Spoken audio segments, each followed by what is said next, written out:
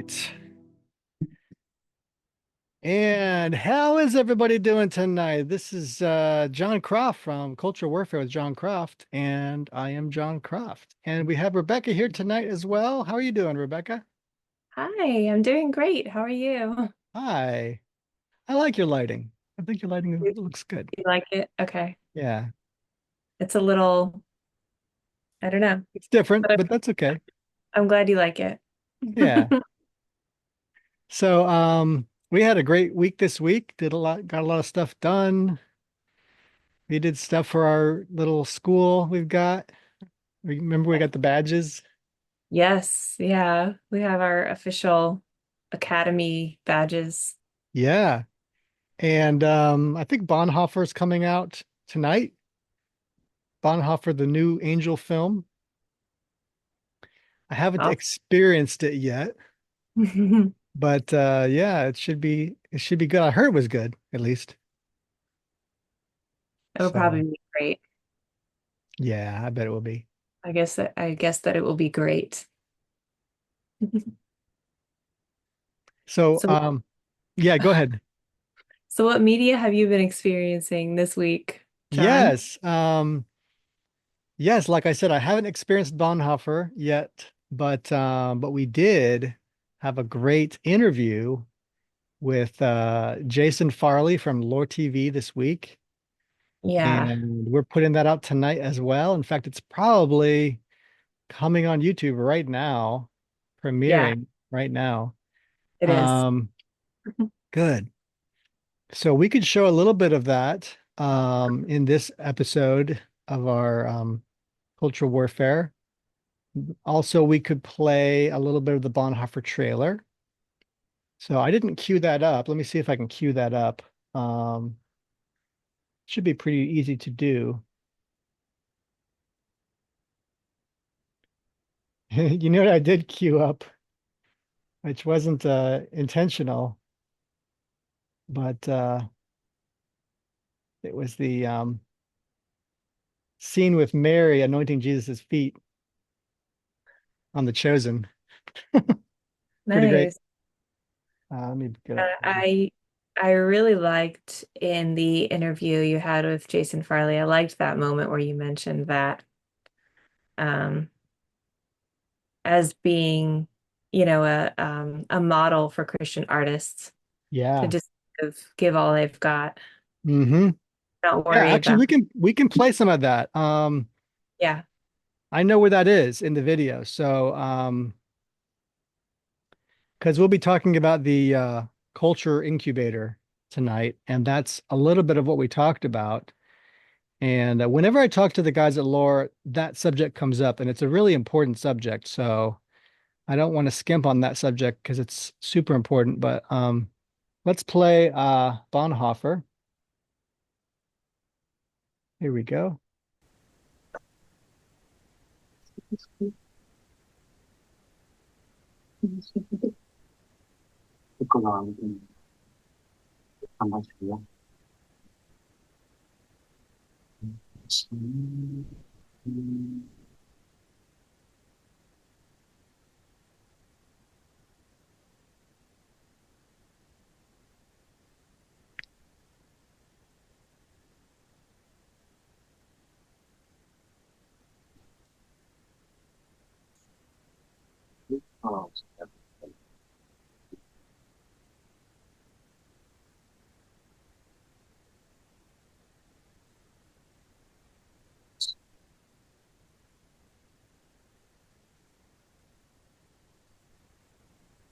We have devised a plot to assassinate the Führer. You will go to England as our spy. Churchill sees Germany as a whole. He's afraid that a bomb traced to England would invasion or worse. Invasion. Invasion. My country was invaded from within.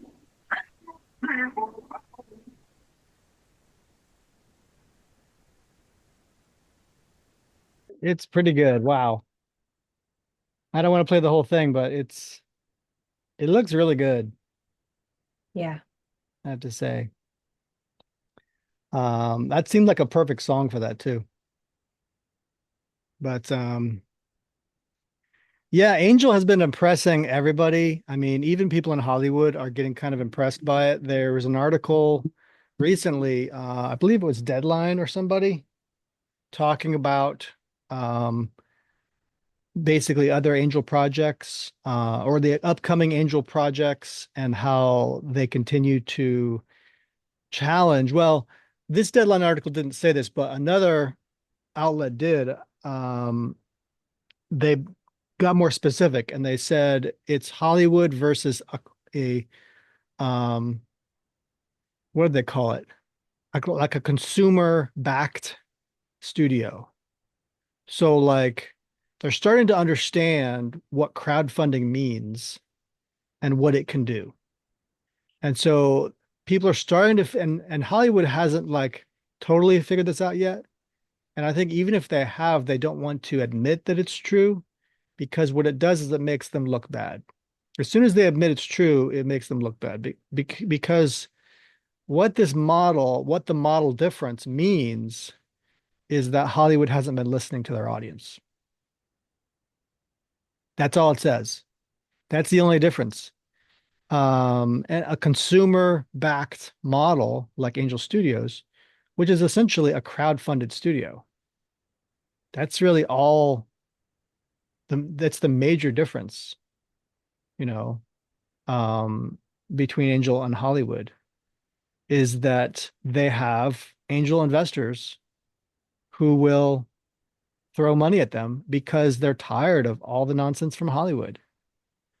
They'd rather spend or pay for someone else's ticket and their own than for anyone to be buying a ticket from Hollywood's junk.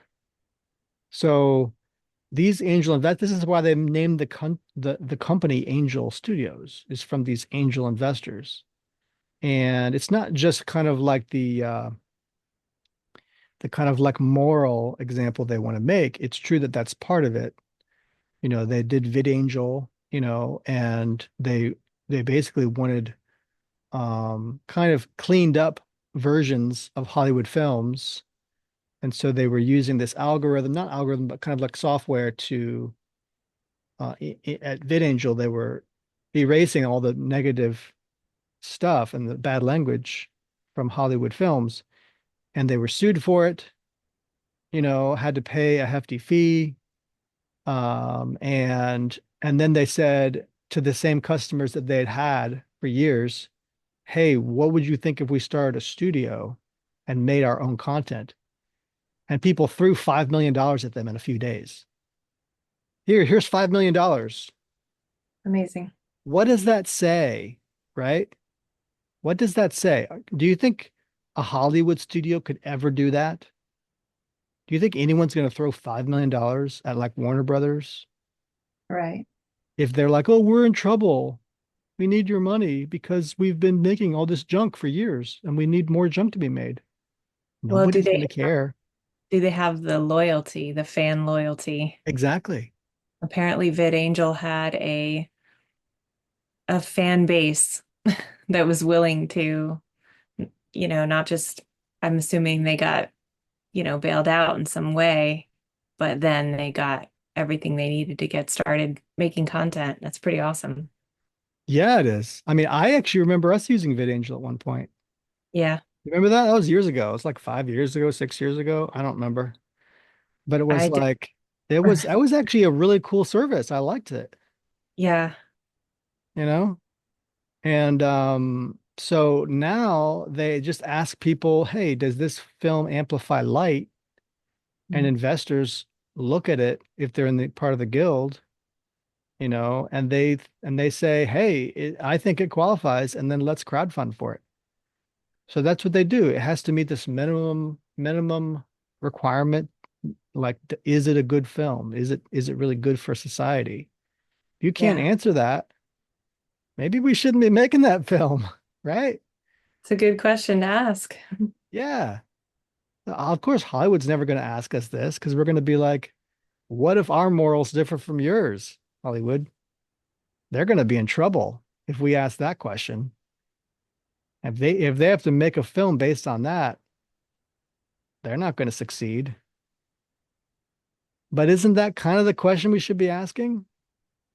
So I'm really pleased with Angel.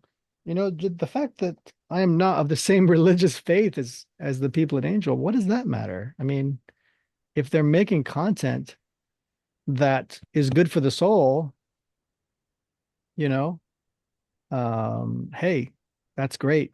And if it's especially if it's high quality too, like Yeah. that on top of it, oh my goodness, that's really great because we already have faith-based films, right? But they lack in the quality and artistry department, you know. It's a long discussion on why the the church could be making subpar content and continue to do that over and over, just kind of like not understand why that's happening, or not care. That's a long discussion. And I know we've had that discussion here a few times, like trying to get to the heart of the matter, why faith-based content is mostly subpar. But I mean, imagine if we just kept making church buildings and they kept falling down. Don't you think we would figure out after a while, like, oh, I probably shouldn't do that? Uh, but that's basically, it's not even making an ugly church building, right? It's making something that doesn't meet the scientific or mechanical or physical utilitarian purpose of what that thing is made for. Mhm. So literally, if you're making a building, that's literally a building falling down. It's not that it's not attractive enough. No, because a building serves multiple purposes. Films serve multiple purposes, right? And if they don't meet those purposes, I mean, they're collapsing in on you. Yeah. So the storytelling ability is really, really just, ooh, really weak, really anemic.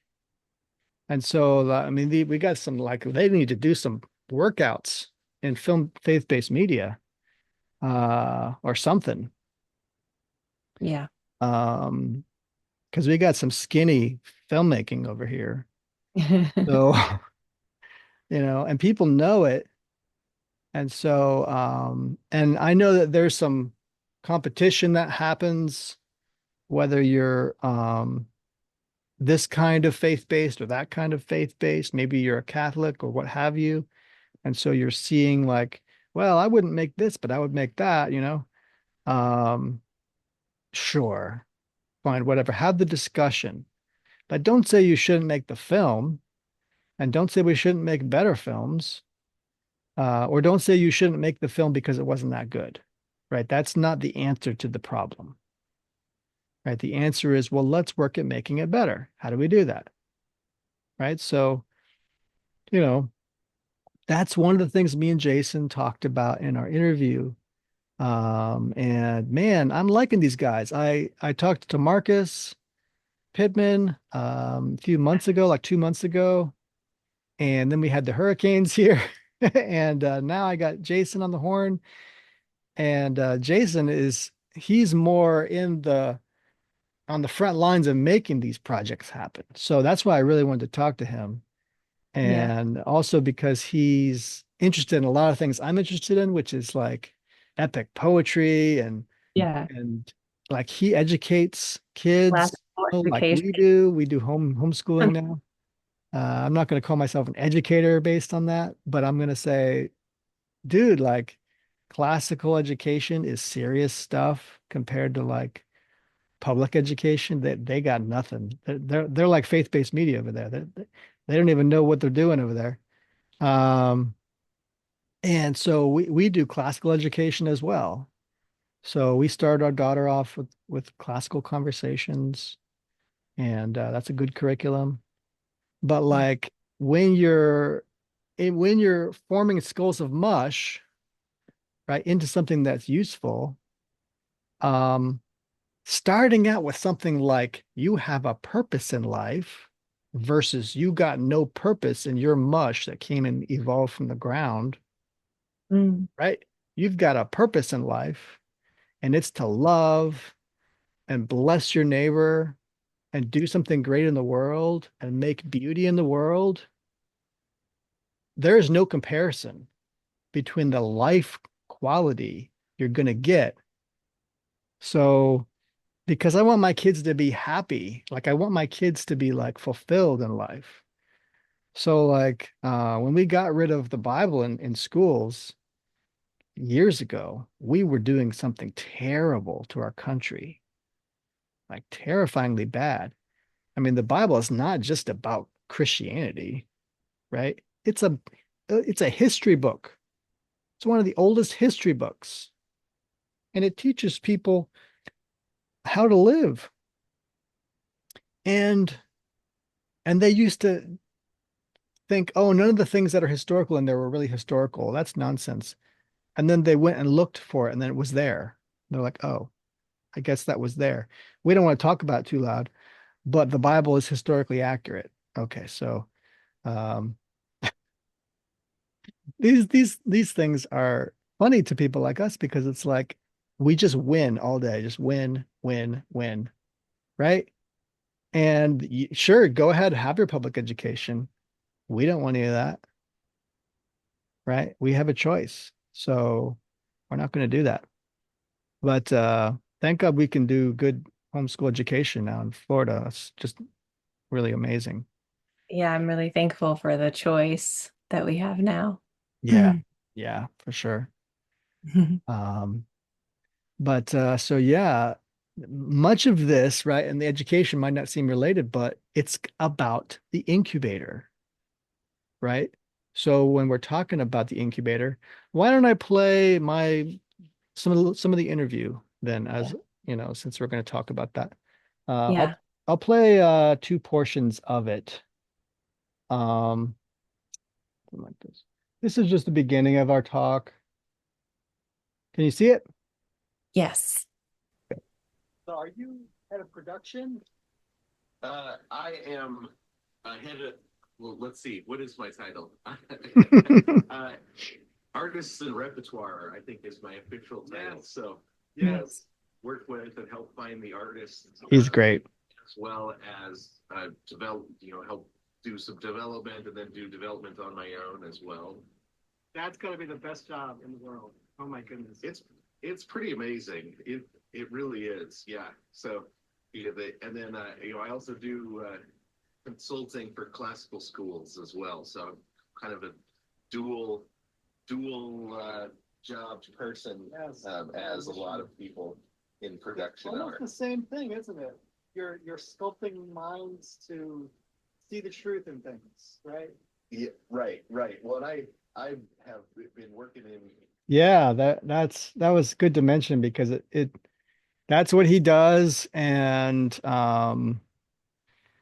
so that has to do with the incubator a lot too, because that's kind of what an incubator is, isn't it? It's, um, you're kind of guiding people towards a goal and you're Yeah. seeing what people can do with that, you know. Um, let's see, here we go. we we have bought into kind of the enlightenment um it, it, enlightenment practicalism, that says Utilitarian nature, yeah. yeah How government works. that Yeah. right, exactly, that the world is that physical matter is for utility, right? And so we don't believe that art is important enough to commit money to it. And that We have that so many examples in scripture.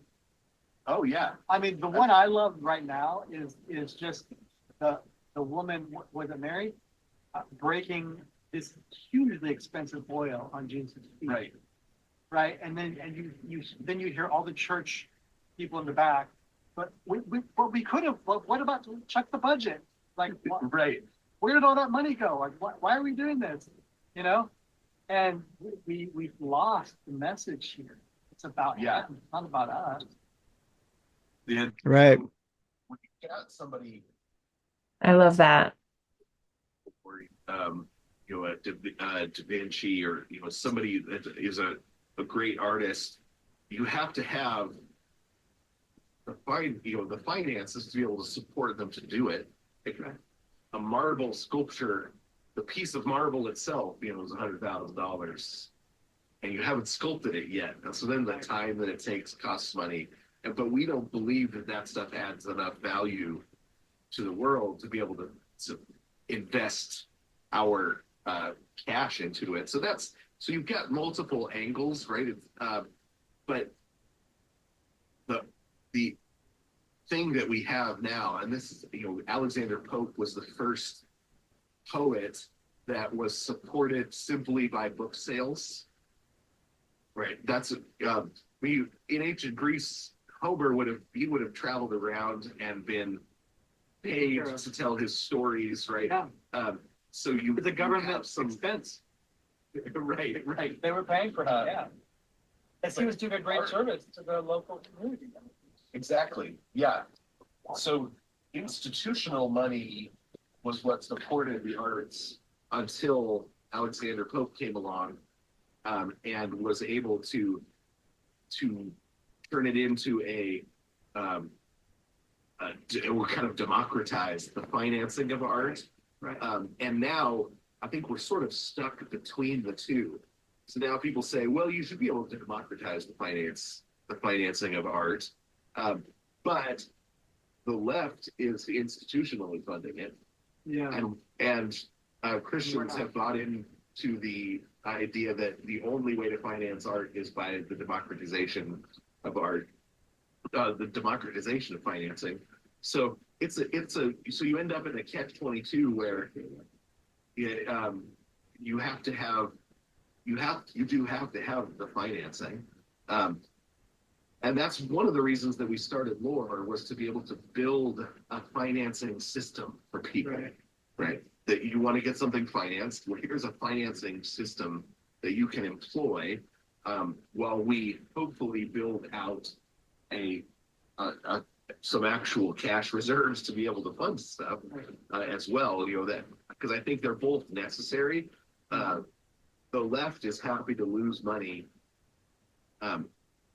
if something is made with the right message, right? Yeah, they're willing to lose money, but they also are really good at making money off of, you look at something like Brooklyn Nine-Nine, it is pushing a gay agenda all throughout, constantly and consistently.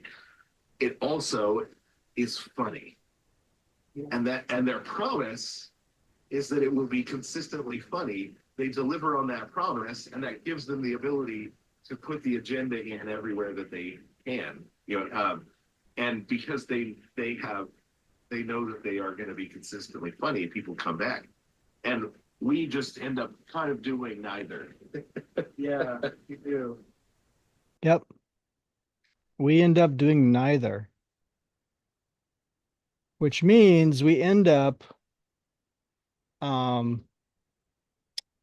like we don't fund them and we don't get good quality comedy, so the agenda, if we have an agenda, right? It's not going to go out there because people aren't going to watch it because it's not high quality. That's kind of what people want. They want, I mean, when you want entertainment, you want entertainment. You want to be entertained. That's why you do it, you know? And that's actually effective as a teaching tool.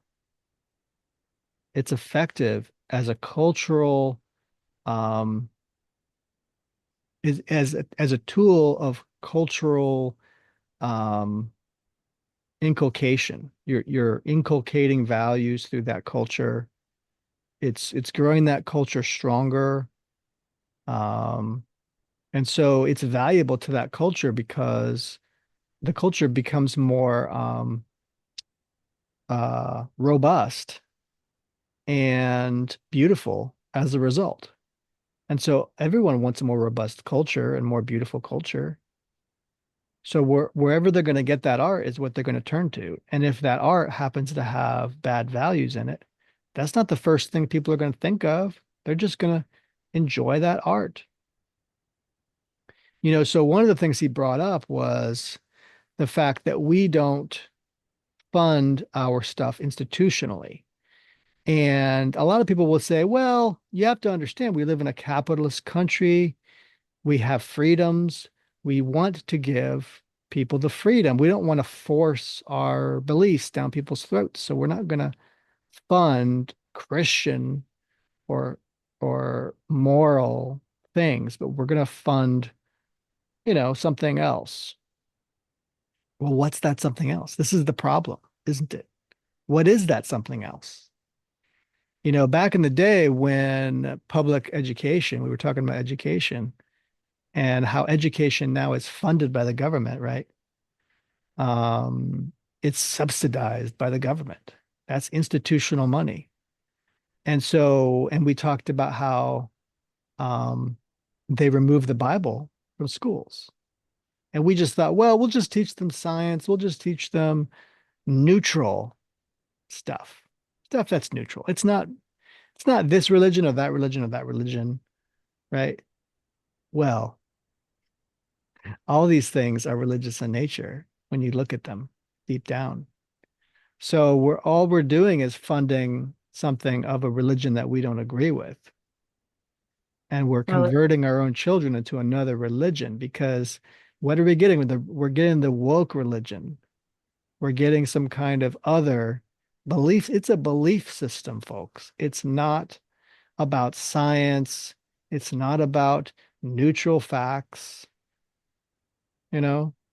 And so our kids are learning how to be promiscuous in school. They're learning how to do this. They're learning how to do things without some kind of moral framework for why you should do things and why you should not do things. This is not a way to live. And then we're fooling ourselves into thinking that we're not indoctrinating them into some religion, but we're just indoctrinating them into another religion that we don't call a religion.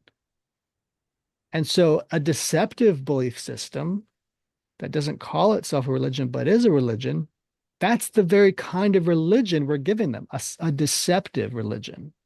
Is that really, I mean, the kind of religion we want to indoctrinate them with?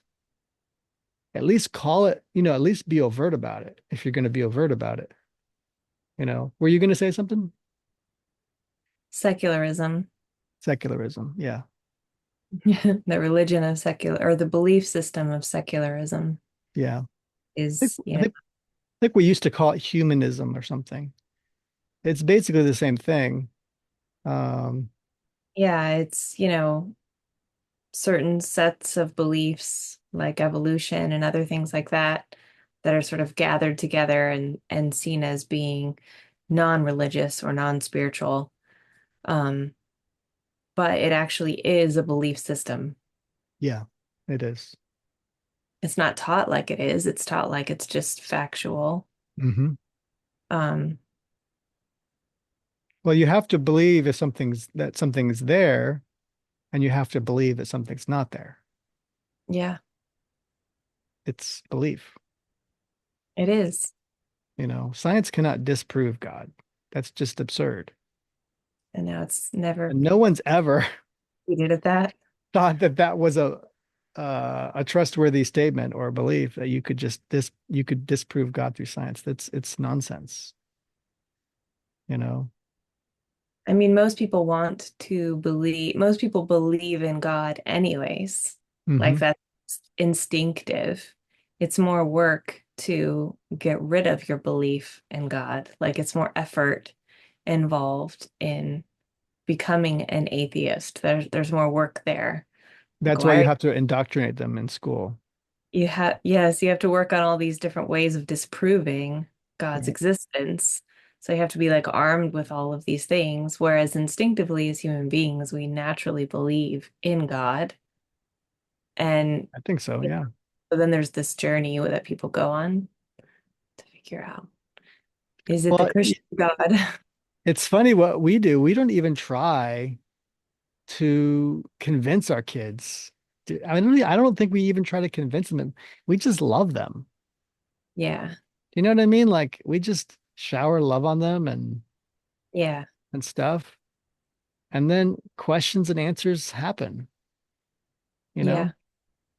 And so we just do that in a structured way in school, but it's not like all these things are we're manufacturing it so that it's like it's not a form of indoctrination, is what I'm trying to say.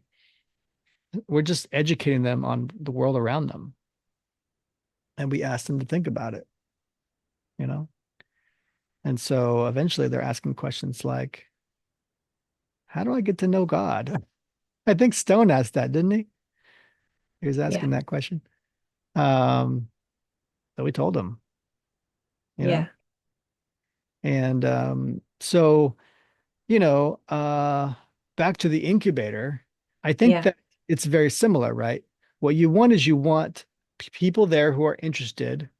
So it's a special thing. It's not like anybody can just do the arts, anybody can just create culture, but all of us touch culture from one direction or another.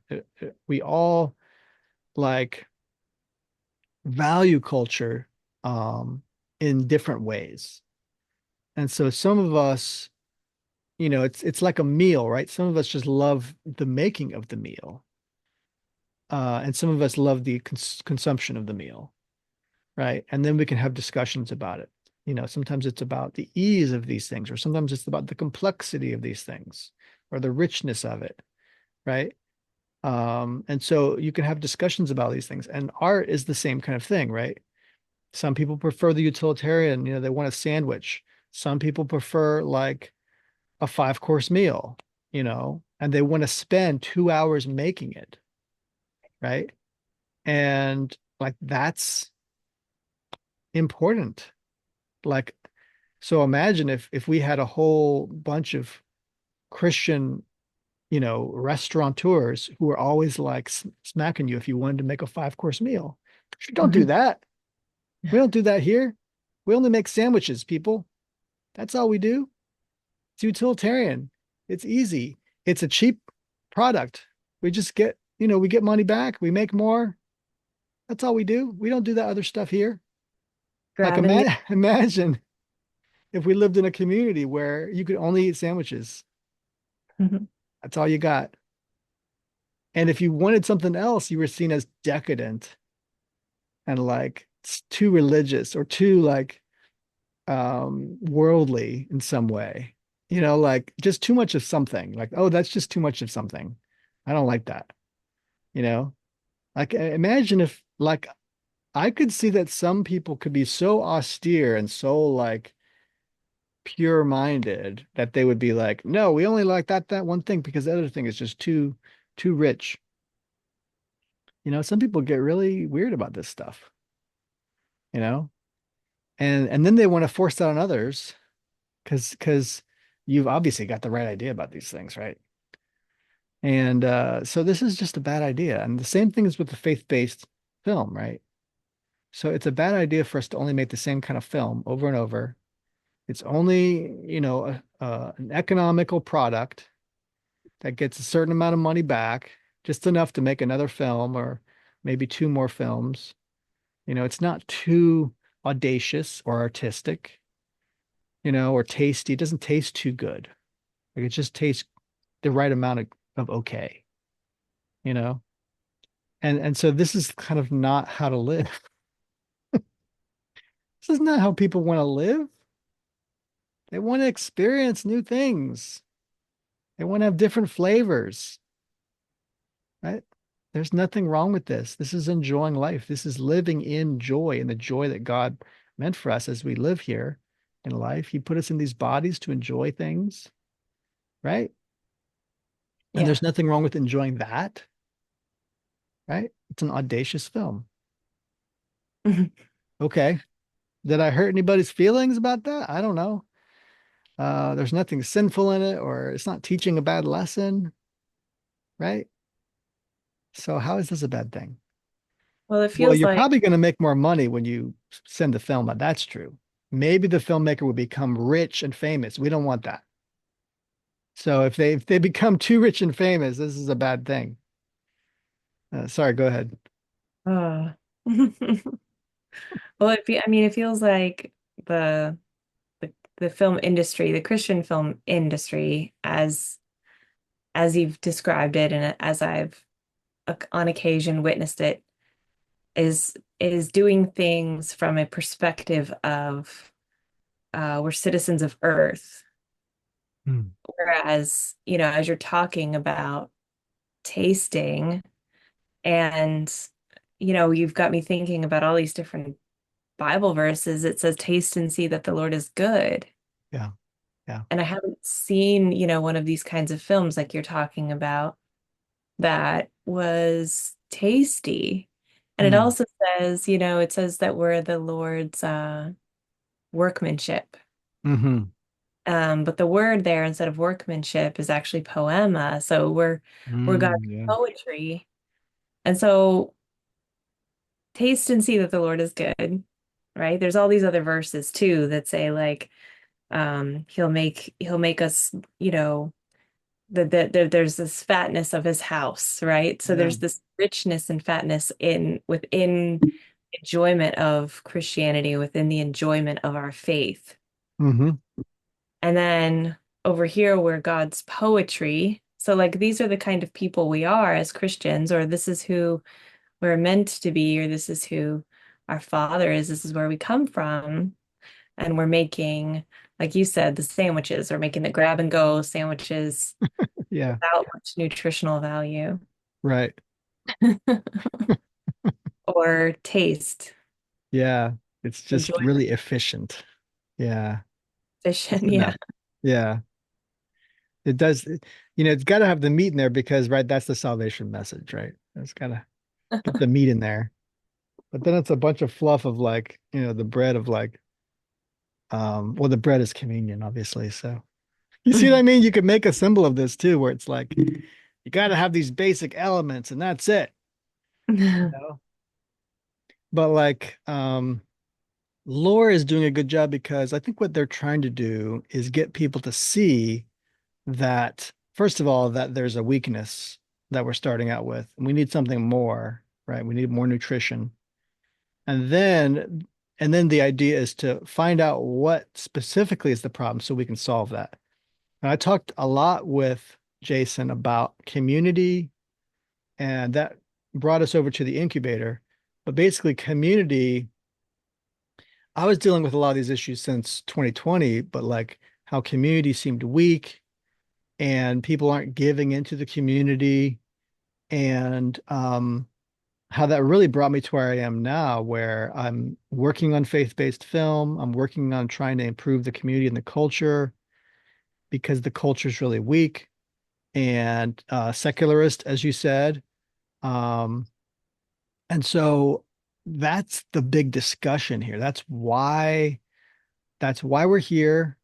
Like, how can we create more artists, create more curators, create more people in the culture to make change in the culture instead of just kind of sitting in the back seat and letting Hollywood drive them and their kids to school. Like, you know what I mean? Like everyone's sitting in the back seat and just with their Netflix subscription, and they're just letting Hollywood feed them the milk of like Satan's church. And instead of, you know, getting something good, teaching your kids and knowing yourself that you have purpose in life. When you read the Bible, you see that throughout is the goodness of God. We were reading today, weren't we, about wisdom from Proverbs, and so that Christ is that person of wisdom, and so you know these are far better examples and far better things to live by because it does give you a better quality of life to know you have purpose and value. Um, so let's talk about the incubator. The incubator, as me and Marcus talked about before this point where we're at now, I think I didn't fully understand his concept of the incubator that they were creating there, which was that I thought I should kind of get across to him that community is about localism and it's about helping people one-on-one, raising up people um, to make films like you. And so you have like a lot of PAs and a lot of, like people learning how to make films around you. But also there's competitions. There's ways of challenging yourself to do better as a filmmaker. And so that's kind of, in my view, sort of the incubator I was imagining, including like a contest, um, possibly a yearly contest where awards can be given out for filmmakers. And but Marcus kept talking about how they've already kind of created something. And but when I looked, I was just seeing their site and their YouTube, and I was thinking, well, you know, if you look at like Angel Studios, they put out marketing material all the time for all their projects that they're raising money for. And it's not a competition between them. I'm not saying that. But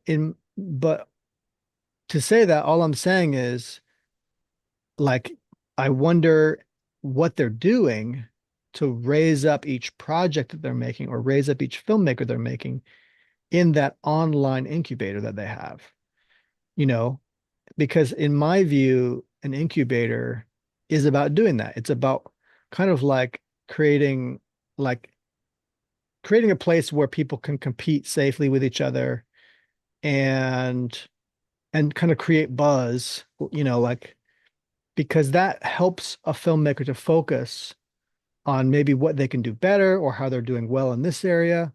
And so this kind of like shake it up kind of uh kind of environment where you get different kinds of filmmakers. You get people coming up in the ranks, you get younger and older filmmakers, you know. And so there's this, it doesn't have to be super competitive, but it's like there needs to be a lot of things thrown at the wall, you know, so people can learn how to make better films. And I just think localism is localism to me, where you're doing things in person, to me is in kind of like irreplaceable. And but I think I started understanding it when I started understanding the fridge magnet, which is a program they have. But also they said they have a special Discord in which they have filmmakers and they talk and help each other. And their fridge magnet is kind of like an easier version of their regular lineup of shows. It's like encouraging people to make smaller projects, and where the amount of money that they're raising is far smaller than the regular project. And so if they're raising money at all, sometimes they're not even raising money, they're just putting stuff out there. And so this is a place for people to give them approval, for people for you know for them to kind of feel validated for putting their stuff out there. And also is a reminder that you don't have to make perfection right off the bat. It's okay to make stuff that's just you did your best. And that, learning from that project is going to help you with your bigger project later. And that's kind of what an incubator does. It's a safe place for you to play with ideas, right? Until you really get the investors and really can then make a career out of this thing, because now you're kind of like iron sharpens iron. You're making your stuff better. And and then something's going to hit eventually. So I think that's kind of like that makes more sense to me as it comes to like how this incubator is going to work. So what did you think when because I know you saw the interview, um, what kind of stood out to you? I noticed when he was talking about when Jason Farley was talking about the incubator, he said something to the effect of, where's the place? He was saying something like, we want to help develop artists in their craft. Yeah.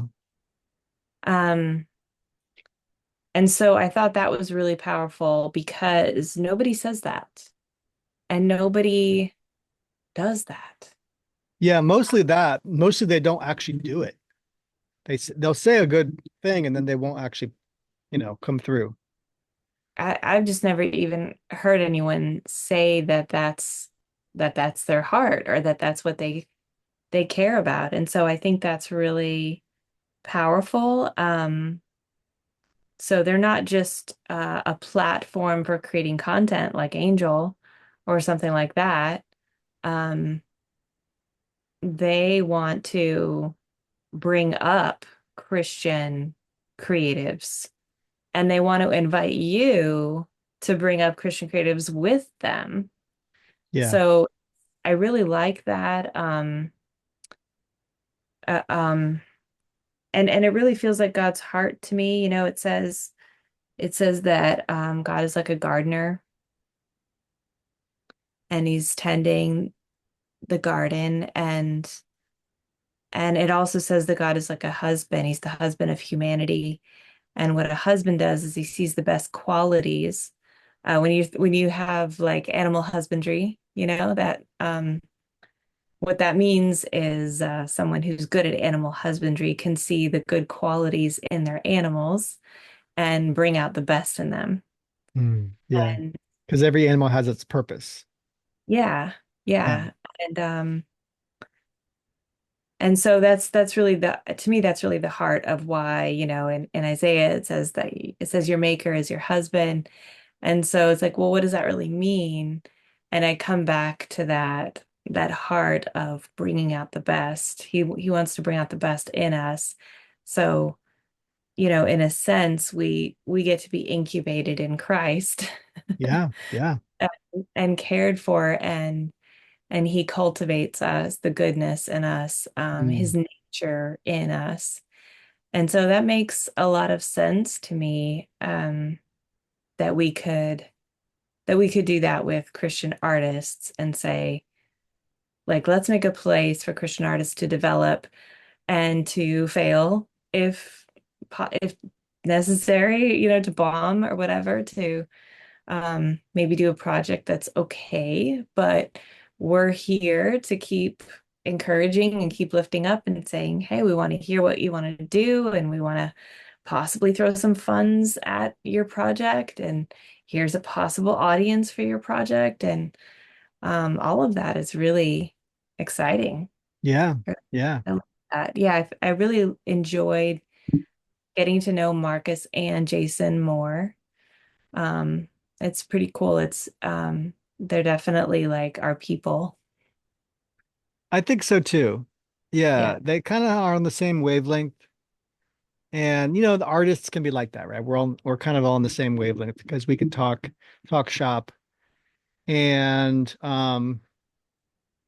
you know, I'm imagining now that, we're gonna have our maybe respective incubators, and then maybe at some point we'll share stuff with each other. And there's projects that I could see Lore wanting to develop that, wanting to help us develop if possible. Yeah. Because there's the two things that I look at. I guess you could say three things. There's the stories I've already kind of like been working on for years, right? And then there's the kind of developing old stuff like George MacDonald. It already exists, it just needs to be fleshed out better as a script, right? And you have to think about how best to show this particular George MacDonald story or how to show this particular C.S. Lewis story or what have you. Um, and then you have the social issue project. You have, and this is the one I've been dealing with more recently because of after Sound of Freedom, I realized, oh man, there's real social issues around here nobody's talking about. And I'm realizing that there's a demand for this because, and not only are there things that I already care about, right? I already care about a lot of these things. Um, but it appears other people do too, right? So, not everyone's going to care about my version of George McDonald, but a lot of people are going to care about solving their social issues. Yeah. Because a lot of these issues in our country just haven't even been looked at by lots of people. Like lots of people know they exist, but they don't even know what to do about them or how to communicate about it, Yeah. you know? So it's like Hollywood does this all the time with their social issues, but we need people that are just regular people, good people who see the real spiritual issues in our country, that Hollywood doesn't care to solve. In fact, Hollywood might even be exacerbating many of those issues. So we're kind of like on the opposite side of that coin saying, no, no, there's solving this in a moral way that you're not looking at correctly in Hollywood. And so there's stuff that I'm now playing with since last year that you know, I think I could imagine lore helping us develop at some point. But yeah, so the incubator is a safe place where kids and kind of like beginning artists can work and try to create something good and get better and better. And nobody's judging them and trying to like beat up on them and being harsh with them. They're just giving them the tools, right, to do that. And so we do need more people who can believe in that work. Um, the kind of incubator that we want to make is an award show. So what we're interested in doing is having filmmakers come out and make a social issue film. We're going to decide the social issue, and it'll be a yearly award show. And if you've ever heard of the 48-hour film festival, film project, this is kind of what they do. But what they do is they say, you got to do this in 48 hours, and you have all these restrictions on top of you. And I found that that makes a really anemic product, right? When you do that. So the fun thing is that you can just focus on your work and get it done in a weekend. The problem is that number one, your product isn't going to be that good. And number two, you're so restricted that you often your best qualities as a filmmaker isn't going to be able to come out. Like you're just doing what you have to do because you have to do it. And so it's good for building crews and it's good for having fun and a fun weekend, but it's not great for actually getting better as a filmmaker, in my view. So what I think should happen instead is an award show where at the beginning you put out the social issue and then you set certain limitations such as length, right? Things like this. And then you say, come back next year, right? And then the filmmakers come back next year and then they have a great film. You could even at that point, right? Like we're going to start out with short films, but at a certain point, you could make features in this competition. And it's got to be a convincing, emotional film, right? That can be judged on a variety of factors. And this is why I say it's really about making quality filmmakers. Um, you have the social issue, so you do have, did someone communicate the social issue well? Then you have the craft, right? Did you have good writing? Did you have good cinematography? Did you have good acting, right? And then you have like an overall award, for the craft. And so I think something like that is a really great idea. And of course, we're going to put the social issues in it that we care about. We're not going to put kind of weird stuff. We might ask people, maybe out of the top three social issues, what they think is the most relevant today, right? Not the one they think that they want to see, but the one that's most relevant today, that they think is the most relevant today to society in general. And um, so that's kind of like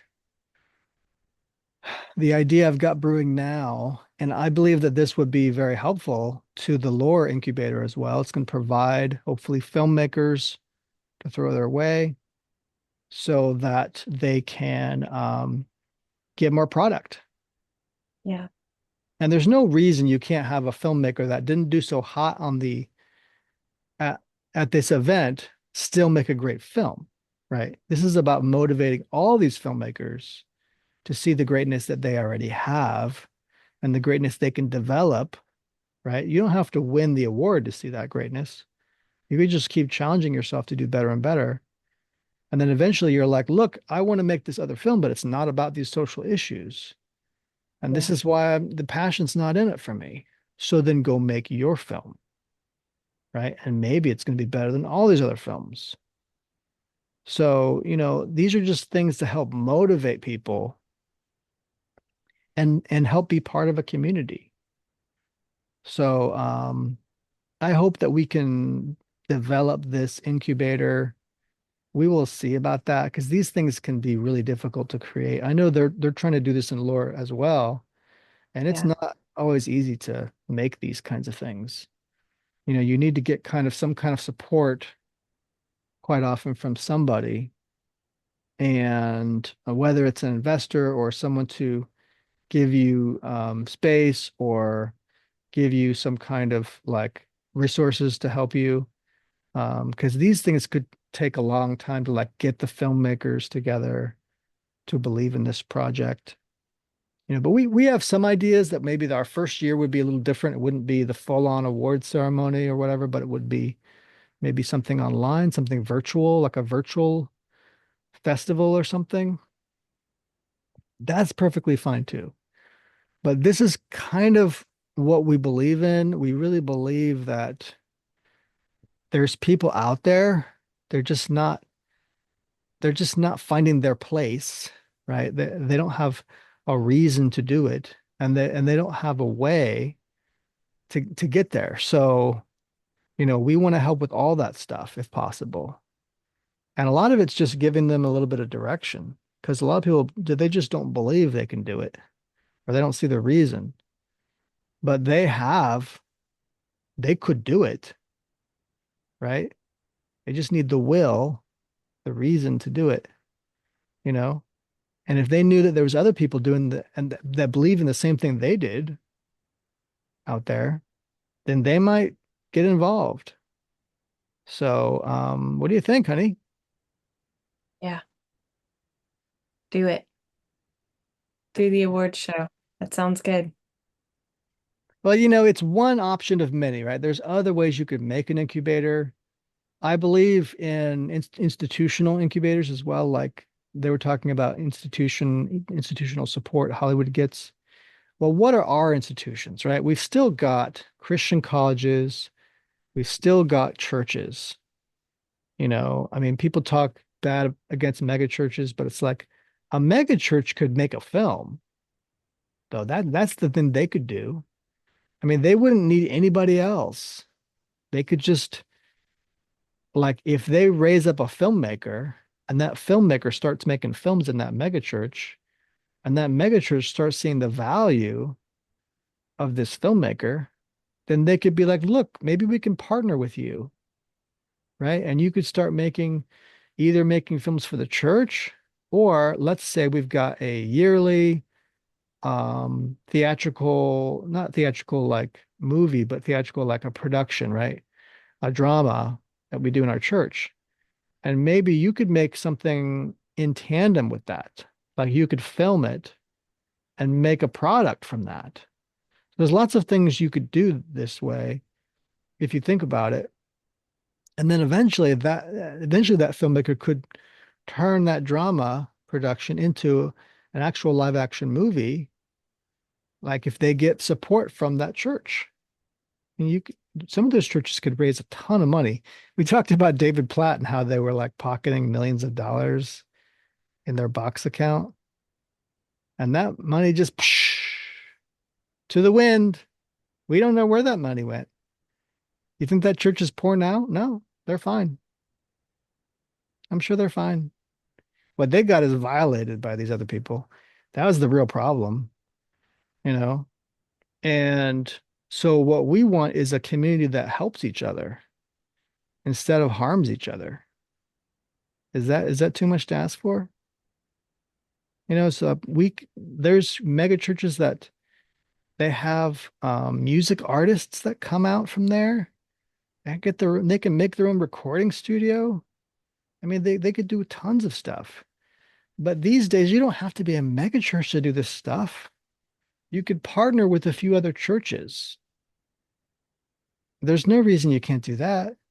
One of them could have some recording equipment. One of them could have lights. One of them could have the director or actors. There's no reason you can't do that. Nobody's stopping you from doing that. So it's just Well, that people aren't believing in it. They don't see that they have all these resources, you yeah. know? It's not even about the money, right? It's about the people and the talent and the ideas. That's really what gets things done, you know? Small churches have that, they just need to work together with some other people and get it done. So we have incubators right now. If you want to make them, you could make them in your church, right? You could make them in your college. Well, what about families too? Yeah, If I mean, family, considerably smaller, right? But sure, of course. Yeah. And we're basically, that's basically what we're doing. We're raising up our kids to be artistic and think about things and read and all that stuff. So they're a little bit young now, but there's no reason that like a family with a lot of kids, they're like, you get like six kids and you can make a whole band with that and more. You can make a whole film with that. yeah.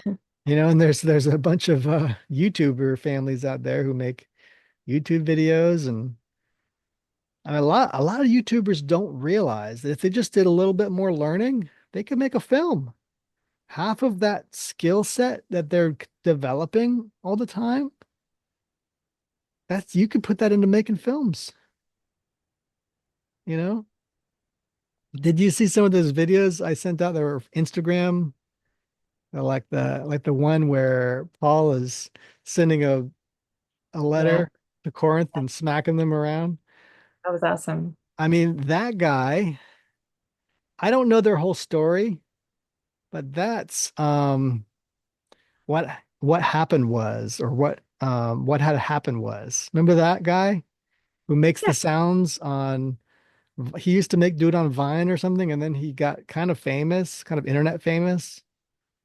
yeah. That dude started a company called What Had Happened Was, Mhm. got together with an animator, and that's the animator that he got together with.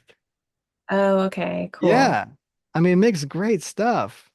Well, I thought I heard that he was was part of Angel Studios, or he was like not a part of it, but like a torch or like an idea that was being reviewed, like making a show of these kinds of Bible stories from that style.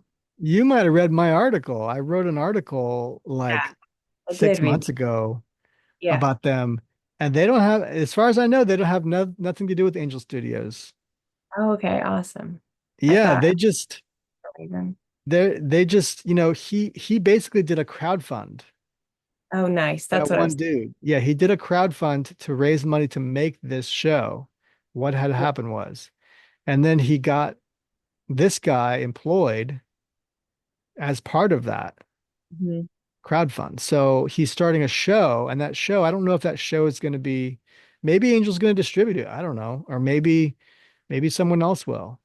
But like if you like those Instagram videos are great, and they're just a lot of fun. So like animated, like the faces and he puts the music in there to really bring it home. Yeah, it appears Um, to be like a comedic animated like Bible stories type thing, but with, mhm. with it's not like sarcastic. It's not like yeah. Yeah, Yeah. it's pro Bible st stories. Oh, of course it's pro. And I know this guy, the what had happened was guy, some of his stuff is like you're where you're kind of like, where did you get that from it? Or that was a little too over the top, you know?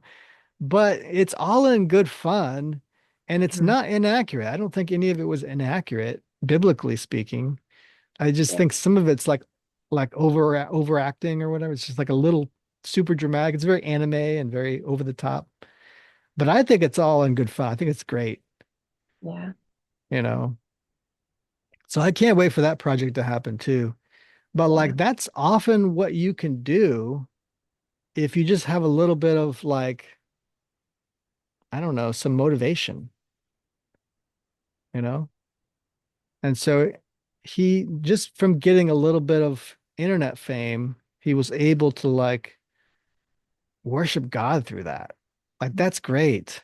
You know, he's able to do something good with that and be like, I want to do this with this internet fame, not just something nonsensical or get myself a Lamborghini or something like like don't waste your time, you know, like do something that's worthwhile with that. So, you know, he I guess he used that to be like, well, let's make a show that that pleases God, that talks about God. So yeah, that's what he's doing. I think that's really great. yeah. That's awesome. Yeah. I mean, he's got like this really funny one where Jonathan, you know, David's right hand man. This is before David was king, and he's talking to Saul, King Saul, and he's like, "What's going on between you and David?" And King Saul's like, that guy David. And then he Mhm. like throws a little spear and it goes ting ting ting ting next to David. It's just so like it's so much great emotion there, you know, that's Yeah, just like bottled up and then put out on the screen. that's Like great. it's really great because there's like a lot of like truth to that. It's like Yeah, Saul was really angry at him, but all of his complaints about David just went to naught because God yeah, was with David. yeah, He couldn't do anything about that. So yeah, he was powerless against God. So it's always just like he was an example of a bad king. So that's what the message should show. And that's what it did show. So, you know, I was impressed. But like more of these things can happen, you know? yeah, And the idea is to affect the culture. So this incubator, if it's not affecting the culture, you're just doing it to make money or whatever. That's just not a good idea. We don't need that stuff. You yeah, know, if you're going to do that, just go to Hollywood. You know, you'll make more money there. But like what we really need to do is change the culture for the better, kind of push back in the opposite direction culturally so that people know that we're here. Like, they don't get to just do whatever they want because we're going to say no to that, you know? So we have to say no in a language they can understand. What is that? First of all, we have to get more cultural cachet, right? In other words, people listening to us instead of them. And second of all, we do have to make money because that's going to hurt their pocketbook. People are going to be sending us money instead of them, right? That's about sending a message. That's not about making yourself money. All that money we make should be put into making other projects, making more and more and more projects, right? You have a passion project, God puts passion in your heart for something. You should be working up to that, working your way towards that, you know? Don't try to do it right away. This is you probably don't have the experience and knowledge to do it. But what you can do is work towards it, you know, and believe you can do it if God says you can do it. Now, don't listen to your community if they're a bunch of naysayers, your family, if they're saying, you can't do that, you shouldn't do that. That's a big waste of time. Like, do not listen to that. Listen to people who build you up, who listen to your true calling and what you really need to do with your life. You're seeing the problem in society and in the culture, right? They're not seeing that. So you can do something then. And don't rely on others to give you that vision. You have to rely on God to get that. So when you get that, hold on to it, protect it. Don't let people throw spears at it, throw daggers at it. That's not cool. So just protect that vision you have and understand this is the long game. That's why you got to protect it. Start building small, small but sure, small but surely. It's not about winning something or making money. It's about that vision, protecting it, you know, something beautiful doesn't just go away, right? But you do have to protect it. So then eventually you join something like an incubator, right? You join something that's like a place where you can express yourself, just a way to express yourself. It could be a lot of things. Like you could be going to college or something, but um, go to a place where you feel like you can do that and, you know, put these good ideas into this nice little ball of like hope, you know, so that that can be useful one day to like putting that down on film or putting that down on in a recording or something, putting that down on paper, you know, and keep developing it, making it bigger and bigger and bigger and bigger. Eventually, it's going to get so big and unwieldy, you're going to need someone else to help you with that. But by that time, they're going to be seeing what you're doing. People are going to start seeing it. And if they're not believing in it, then don't worry about those people. But if they go, that's pretty cool, man, right? Now you can partner with somebody, maybe, or at least be like, you want to hear my ideas? You want to talk about this over coffee or something?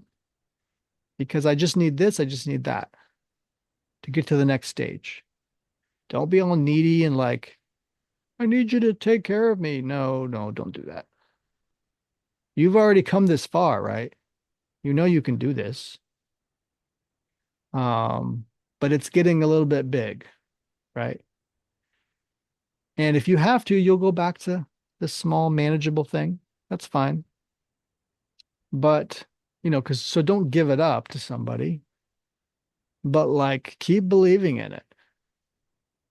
And there's going to come a time that other people will come alongside you because you'll have made a product of some kind by then, and they'll be able to say, that's pretty cool, man. You've done a good job. So, and they'll maybe throw $1,000 at you or something and be like, well, let's make this second thing. And let's make this third thing, and this fourth thing. You just keep spinning this into a feature film eventually, or a novel, right? Or a series of paintings, or a series of performances. There's a lot of things you can make from this, right? But what is not debatable is whether or not we should be making culture. We need to be making culture. That's not debatable.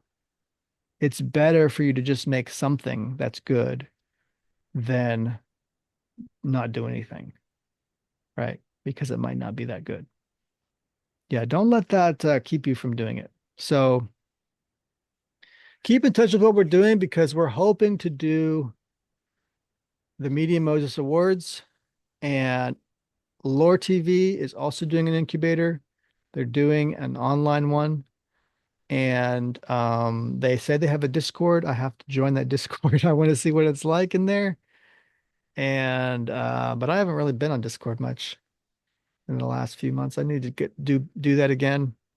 And and hopefully, something real can come from this. Yeah. Well, thanks for being here. Check out that interview I had with Jason Farley. It's on YouTube right now, and tell me what you think.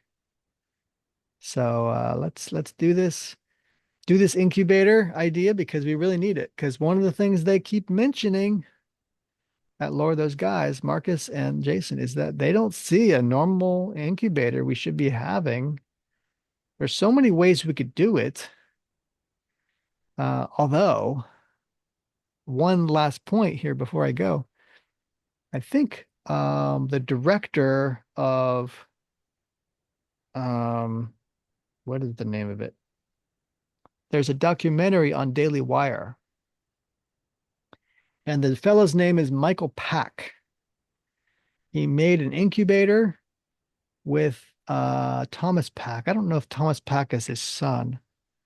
I don't know, or maybe brothers or something. I don't know. But Michael Pack, Thomas Pack, they started an incubator for documentary filmmakers, and you can go to Palladium Pictures. Their new short is called Spares, and it's a short film about abortion, actually, and maybe about IVF as well. Um, and so they're doing these important works to inform people with documentary work. And they do really great work, by the way. I think the film that he did for Daily Wire is called Created Equal. So that you could look that up too. But they are also doing an incubator. And so that's really cool. They've already raised up like 4 or 5 filmmakers from that incubator from last year, since last year. Awesome. So that's pretty cool. I hope they make more of those. Make make more of those filmmakers. Come on. But yeah, so praise God these things are happening, and Lore could do this. I mean, Angel's kind of doing it as well by having crowdfunding Yeah. and the torch system. So Angel has a torch system. You send your torch in, which is a short proof of concept, and they will vote on it, and then you could raise money on it to make the series or the film that you want to make if it passes the guild and stuff like that. So that's kind of an incubator, I guess. Um and some people just say, oh, well, you got to get a fan base by putting stuff online and then make a crowd fund. Mhm. And that's just a super simplified thing, which often does not work, you know. And I wish the best for everybody who does that, but it's like sometimes that just doesn't work. But sometimes people don't show up to your thing and they don't support. But that I guess that's going to happen everywhere. And some people can be lucky enough by themselves, just by themselves, without an incubator to make stuff happen. But this has been very difficult for me, and I know a lot of other people it's been difficult for.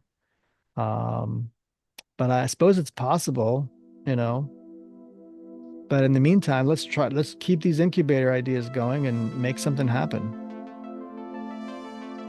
All right. So love you guys and stand up for the culture. Mhm. And we'll talk to you guys next week.